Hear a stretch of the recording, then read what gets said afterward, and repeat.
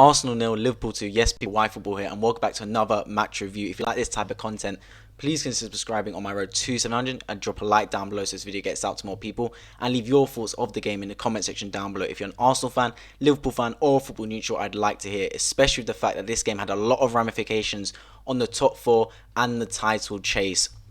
There's a lot to talk about. I'm going to start with the game itself because it was an entertaining game. Liverpool did end up winning 2-0, but it wasn't a straightforward victory. There was a lot of talking points. In fact, I do have the stats split screened with me. And on face value, it looked an even game if you look at the stats. Both teams had 9 shots. Arsenal 2 on target, 3 for Liverpool, and a slightly edge possession. But at the end of it, a 2-0 victory for Liverpool. It showed why they are going for the championship and Arsenal going for top 4. It's just that little difference in quality between the two sides that amounted for 3 points and the big difference on the score sheet.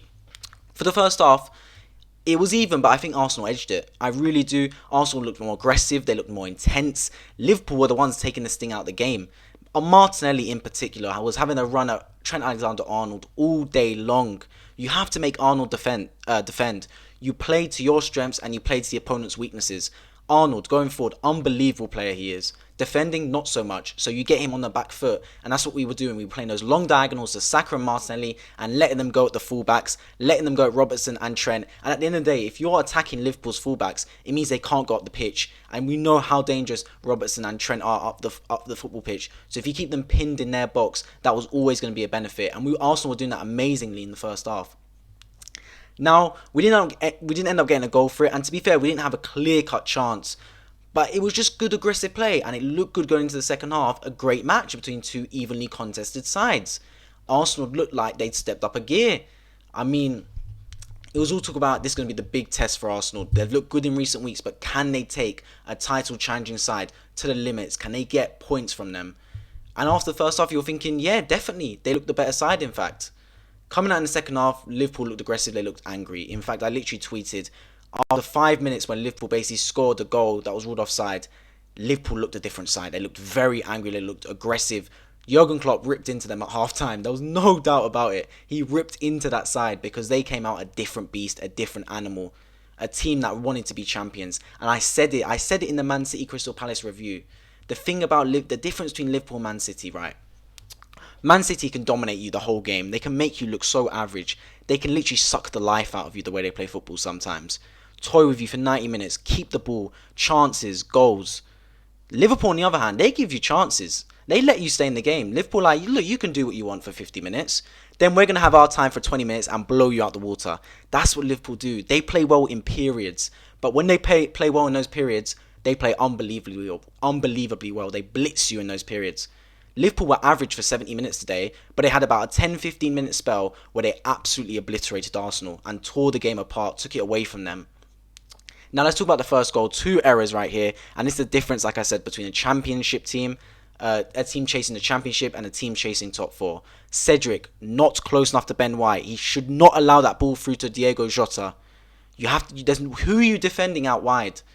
As a coach, you should always say, let them pass the ball out wide. Because they can't score from where the corner flag is. They can score in the middle of the box. And that's where Jota was. He was inside the box. Second point, Ramsdale. It's a near post finish. He has to do better.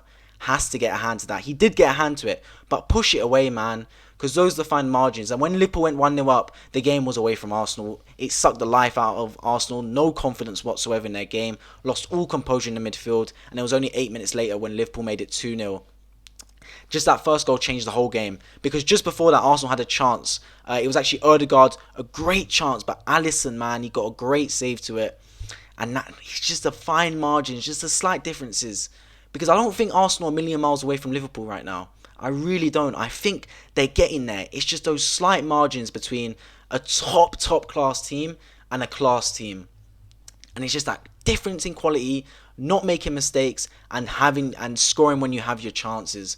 That was just those little margins that just didn't let Arsenal get a foothold in this game, because for a good 50 minutes or so, especially the first half, it was an evenly contested match. And if an alien came down from Mars, Venus, wherever to watch this match, and they said, who do you think would be a better team, Arsenal, Liverpool?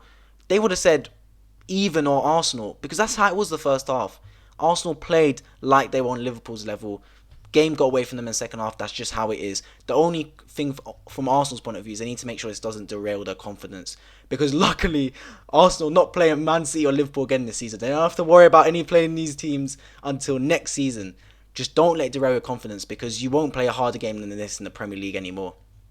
They go to Aston Villa, 12:30. I'll be reviewing that game on here on YFootball. And let's just hope Arsenal don't lose their confidence going into that game, because you can't let a performance like this, when it was actually good for 50 or so minutes, then knock the stuffing out of you and you go flat to Aston Villa and then drop points again, because that's the worst possible thing. This is a one-off game. You treat it as it is. You learn your lessons from it, and you go again against Aston Villa fresh, with just like your performances were before this game. Going on to the title race now. It's a big game. Big game, psychologically, if anything, because it doesn't change anything in terms of the table. Liverpool remain in second, Manchester City remain in first, but psychologically, this was a big win. Man City went away to Crystal Palace, didn't win, in fact, didn't score. Liverpool go away to Arsenal, inform Arsenal, and pick up a victory. It lays down a marker. And the difference is, they said it in Sky Sports, and now I was thinking it myself, the difference is the strikers for Liverpool. 5 unbelievable forwards. Now, the thing is, both Liverpool and Man City are two teams that don't have an out-and-out striker. They're being fluid. I mean, Jota, he played striker for them today. He's not an out-and-out striker. He can drift out to the left, out to the right. Diaz can go down the centre. Firmino can play centre, but he can also fill in to play cam. It doesn't matter who they play up there. They get goals. And that's the end of the story. 2 of their 5 strikers scored today for Liverpool. And they all didn't particularly look dangerous, but when the chances came, they buried it, and that is what mattered. And I think that will be the difference for Liverpool. Of course, I think it will all come down to that game, that massive showdown, Man City versus Liverpool at the Etihad. Unbelievable game. I cannot wait for it as a neutral to that. I just can't wait to see that game, because the title will literally be decided by that game. Liverpool were completely out of the race. Man City were running away from it, but they clawed back, man. 8 back-to-back wins. And they find themselves in a brilliant position now, because it is in both the teams' hands. It's in Man City's hands and in Liverpool's hands. Whoever takes business in that game at the Etihad and then remains consistent for the rest of the season will walk away with a Premier League trophy. Let's talk about the top 4 race now, because Arsenal, yeah, they dropped points today, but they do remain favourites to finish in the top 4. Tottenham, I do believe, did win though. And at the end of the day, does this change my opinion on the top 4? Not really. I still think Arsenal will be favourites and can finish there. If anything, this would have boosted Arsenal's stock rather than reduce it. No one really went into this game thinking Arsenal were going to win. Draw was on the cards. If Arsenal won this game, it would have boosted them unbelievably. They would have literally become top 4 nailed on favourites. They've lost this game, not out of the possibility that they were going to lose it by any stretch of the imagination. And do not forget, it was a game in hand at the end of the day. So they still do remain in that 4th spot comfortably. No team can overtake them, I don't believe, provided they do take business in their game of hand, with their games in hand. So at the end of the day, it's just one of those things where Arsenal have to take it on the chin and say, this is where we're trying to get to. We came across a side that were better than us. We tried our best, and to be fair, we went toe-to-toe with them for 50 or so minutes. One mistake, and it fell apart. And then it's just the squad depth as well. I mean, Liverpool bringing Mohamed Salah off the bench, and Arsenal bringing Eddie Nketiah off the bench. It sums it all up, really. But yeah, going forward, I do think that Arsenal need to use this as a lesson as to what a top team does. A top team like Liverpool that control the game. They take the sting out of the game when they need to. They let you have the ball when you need to. But when they get the ball in dangerous areas, they punish you. And the spine of that team is unbelievable. Unbelievable. They got one of the best centre-backs in the world in Virgil van Dijk. Arguably the best goalkeeper in the world in Alisson. The best CDM in the world, arguably, in Firmino. And then their strikers take care of themselves. Their forwards do the business. The spine throughout the whole team looks solid. And it is one of the reasons why they probably are the favourites over Man City right now to win that Premier League.